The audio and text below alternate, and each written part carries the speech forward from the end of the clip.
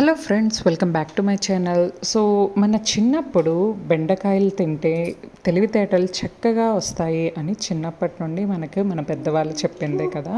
So అలా అని రోజు ఒకే రకంగా వండితే మనకు నచ్చదు కూడా కదా. సో అందుకే వెరైటీస్ ట్రై చేస్తూ ఉంటాం కదా. సో ఈరోజు అయితే నేను దహీ బెండి ట్రై చేశాను. టేస్ట్ అయితే అదిరిపోయిందని చెప్పొచ్చు. సో దాని ప్రొసీజరే ఇవాళ చెప్పబోతున్నాను. So let's get started.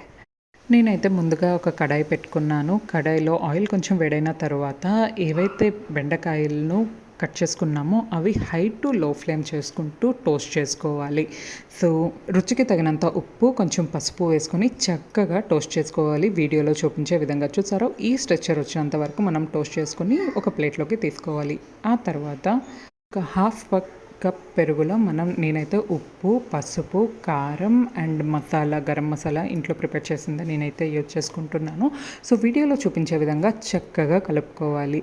ఇది కలుపుకొని పక్కన పెట్టుకోవాలి. ఏదైతే కడాయిలో మనం వేడి చేసామో అదే కడాయిలో కొంచెం ఆయిల్ తీసుకొని చక్కగా పోపు వేసుకోవాలి. సో ఈ పోపు కూడా హై టు లో ఫ్లేమ్లో చేసుకుంటూ చేసుకోవాలి. ఆ తర్వాత ఏదైతే మసాలా మనం ప్రిపేర్ చేసామో పెరుగుతో అది వేసుకొని చక్కగా కలుపుకోవాలి.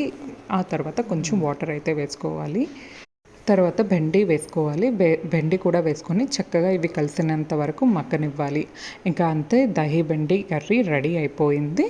ఆ తర్వాత వేడి అన్నంలో దహీ బెండి కర్రీ అండ్ పప్పు, ఊరగాయ వేసుకుంటే చాలా బాగుంటుంది. ఒక్కసారి ట్రై చేయండి.